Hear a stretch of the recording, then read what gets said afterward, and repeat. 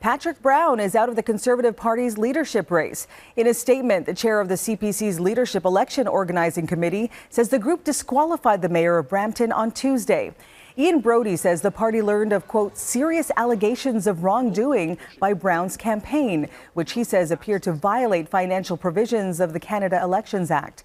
According to the statement, the Conservative Party gave the Brown campaign time to address the allegations, but the response did not satisfy the party's concerns. But according to the Brown campaign, they were never provided full details or evidence of these allegations. Patrick Brown's team is now consulting their legal team. For more, let's bring in Conservative strategist Andrew Brander. Good morning to you, Andrew. Thanks so much for joining us this morning. Hey there, Marianne. Good to see you. So let's start first, your reaction to this decision by the party. What do you think of it? Yeah, look, I mean, it's never a Conservative Party leadership race without a few surprises. This will, despite what Patrick Brown has said and his team has said in the statement, the leadership campaigns were all promised the membership list heading into the Canada Day weekend. Because they did not receive that, I'd imagine there would have been some flags that sort of went up that were saying, hey, what's going on here?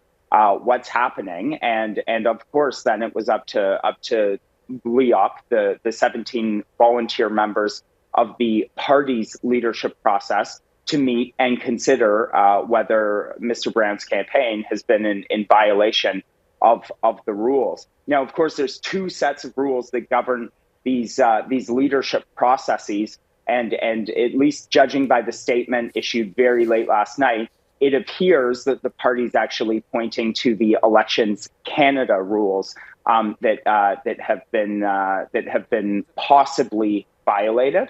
At least that's the allegation. And if that's the case, then I'd expect that we're going to hear very little about what those allegations are as Elections Canada then conducts an investigation.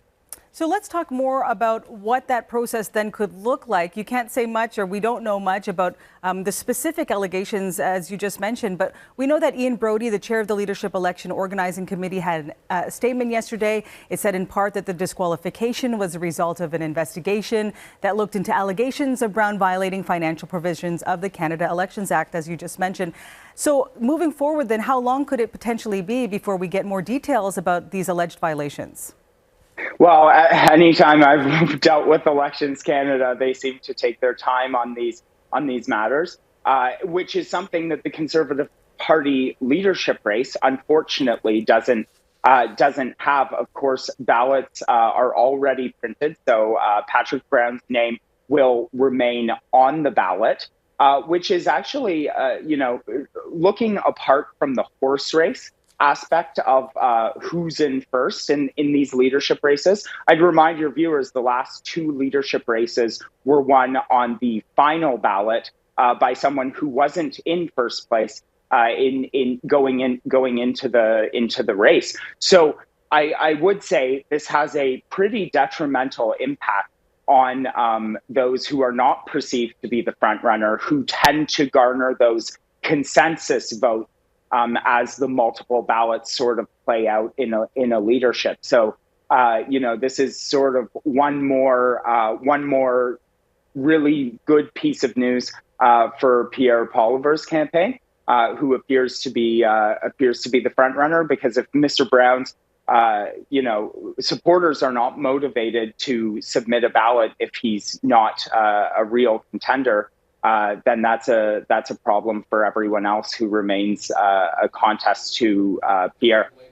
Right, and thinking about, and speaking of Patrick Brown, his campaign did respond last night saying that there was no due process provided in this decision. They've also said they're consulting their legal teams. What do you make of his response, and do you really feel like they have a case? Anyone that knows Patrick knows he won't go without a fight.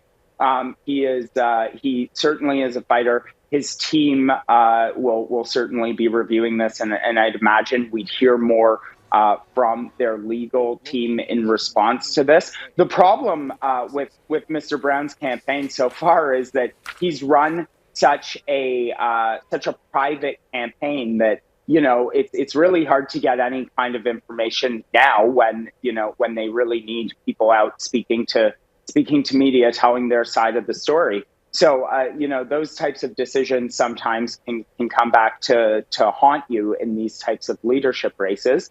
And as your colleague Kayla was saying before, Patrick doesn't have the best history to reflect on. She had mentioned other allegations, but I'd also remind your viewers, after he served as leader of the Ontario PC party, there were a lot of allegations around nomination meetings and the types of practices that happened in those inner party races. Those are also races that are governed by the membership and by rules not unsimilar to this.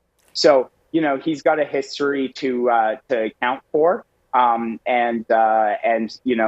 Apparently doesn't know much about the allegations. So I'm really not sure how well you're going to be able to defend against those.